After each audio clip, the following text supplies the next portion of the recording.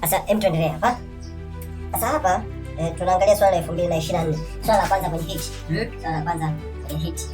Vector 2024.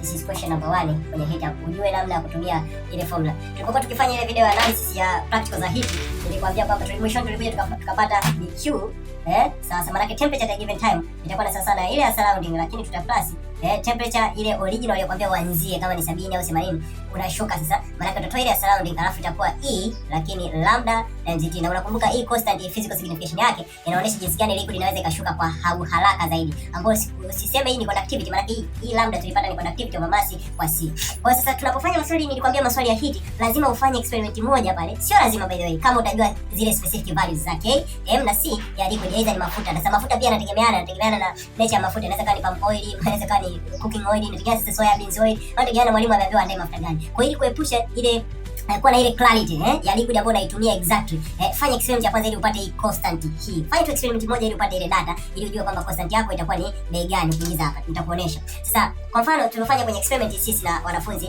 pale maabara, tulipata value ya kwanza kabisa. Kwa mfano sasa hebu tusome swali ambalo tunafanya na 2024. Yenyewe wamekwambia you are provided with a copper container, lead, steel, liquid A, liquid B na thermometer. Kwa wamekupatia steel ni katika kuzungusha, wamekupatia thermometer ya kupimia, lakini pia wamekupatia beaker imejaa maji ya 250 ml na stopwatch. Sasa wanakuambia ufanye setup hii, maana yake weke thermometer yako ingize kwenye calorimeter na uchukue steel uchomeke. Alafu uweke juu ya meza. Huko ndani ukiwa umeweka liquid A.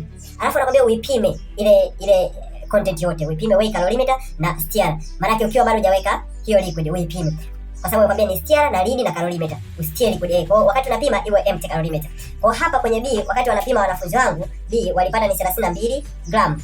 By the way wewe ina range hapo calorimeter 32, 33 hadi 35 gram, maana 0.0032 in terms of kilogram. Kufanya experiment yako, maana experiment yako ni hivi, urekodi by starting a temperature of 70. Kwa hapa uanze kurekodi kwa kuanza na temperature ya 70 zikiwa zinashuka kwa interval ya 2. Kwa hapa amekuguide, amekupatia temperature, nilikwambia values mbili tu huwa tuna rekodi. Kwa hiyo kwa mfano hapa wamekwambia urekodi time.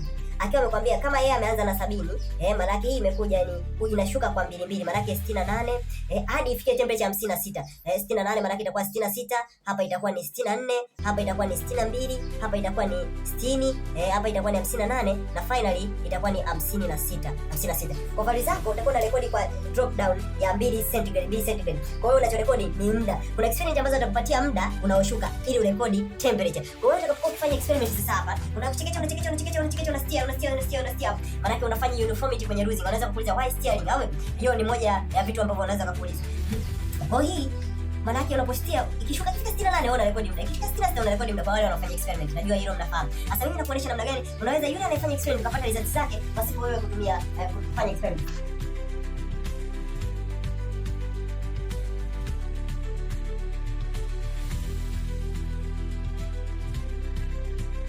Hiki ndio utakachoanza kufanya. Cha kwanza utafanya setup kama ambavyo swali linasema kwenye A. B wamekwambia upime calorimeter yako. Hiyo calorimeter unaipima ikiwa na steel pamoja na lead kama walivyokuelekeza. Unachukua unaweka kwenye beam balance, unapima uzito wake ambao tulipima pale tukapata 32 gram. Alafu C wanakwambia sasa uanze kufanya experiment. Na unapofanya experiment yako unahakikisha unaanzia 70. Kwa hiyo 70 alafu wanasema ianze kushuka kwa 2 nyuzi centigrade. Kwa hiyo wewe unarekodi muda. Kwa unachora table yako pale, unaweka temperature zako, unazishusha kwa 2, maana ukishajaza table yako ya temperature pale, sasa unaanza kurekodi muda. Unapokuwa ukichekecha unarekodi muda katika hiyo temperature. Sasa kama unavyojua lazima ufanye experiment ya kwanza upate ile data ya kwanza. Ambapo sisi tulifanya tukapata ndani ya dakika 2 ndio tukapata ile 68. Sasa hii data itakuja tusaidia kupata ile constant ya hiyo liquid na kwa kulinganisha mass yake na nature yake pia. Ambapo sasa ndio tunaiweka kwenye ile formula yetu. Temperature ni 68, ambapo ya surrounding tulipata sisi kwa hapa da ilikuwa 31, sasa sijui nyoko maeneo mengine, lakini hapo itakuwa 70 ambayo tumeambiwa tuanzie, alafu tunatoa ya surrounding tena 31, alafu tunaweka ile lambda yetu, lakini tunazidisha muda ambao tumeupata kwenye experiment yetu ni 2. Kwa tutapata ile lambda na unaingiza kwenye calculator yako ili uisolve ile lambda. Kwa PCB mtanisamee, kwa PCM mnajua, kama hujui utaniuliza swali ili nitoe video kwa ajili ya kuelekeza namna kuingiza kwenye calculator hiyo. Ukishaipata hiyo lambda sasa ndio unakuja kuingiza kwenye equation ile ya time ambayo nilikwambia mwanzo pale wakati tunafanya analysis.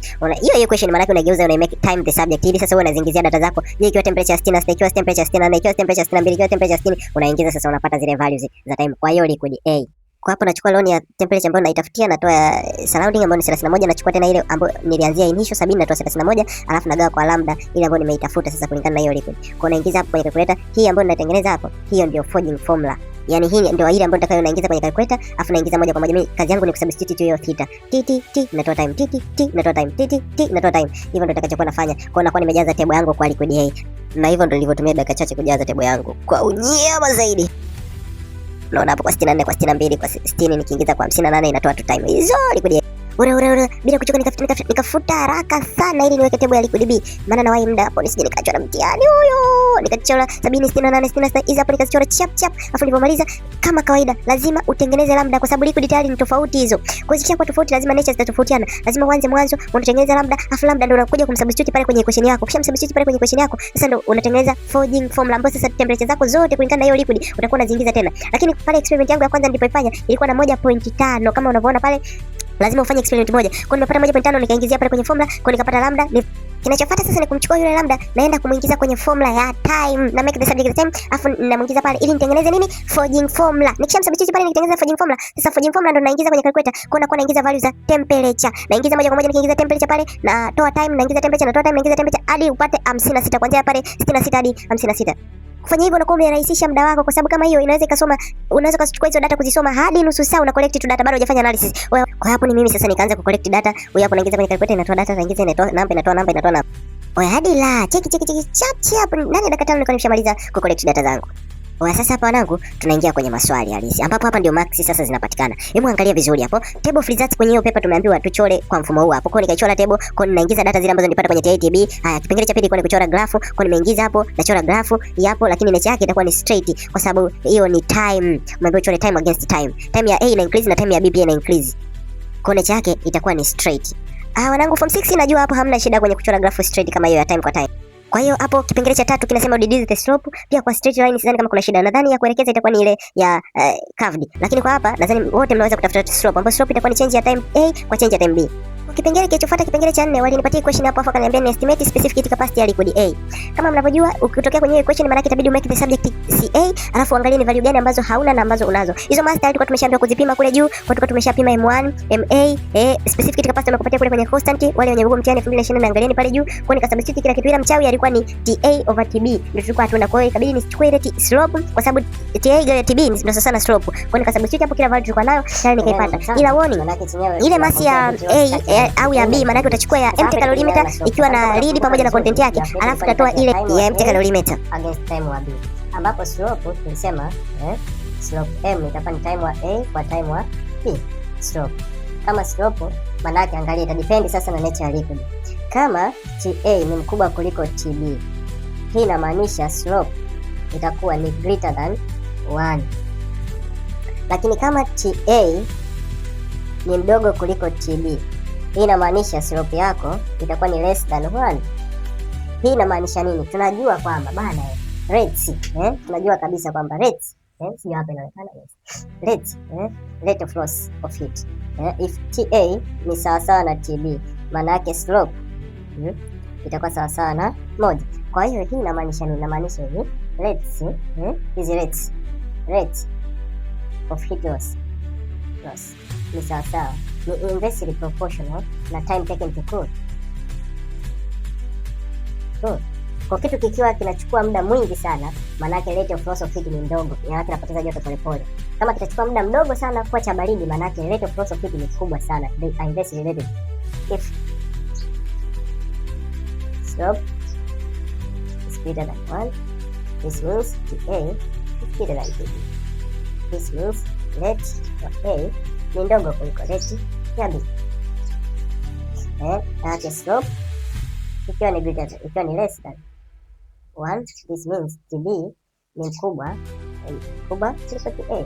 Hii inamaanisha rate ya B ni ndogo kuliko rate ya A. Kwa nini? Kwa sababu muda wake ni mwingi.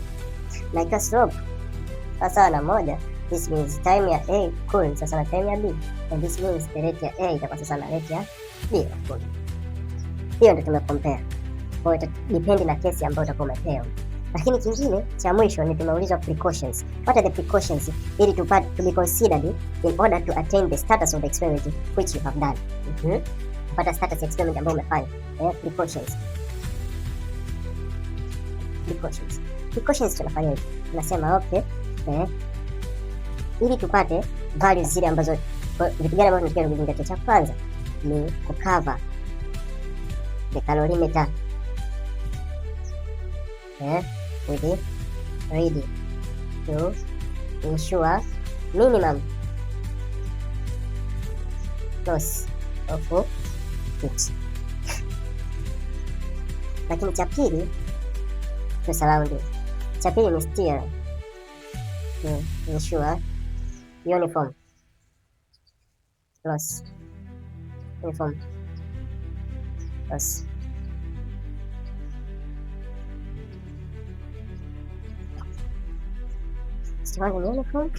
cha pili ni loss. Kwa precautions ni kucover na kustia.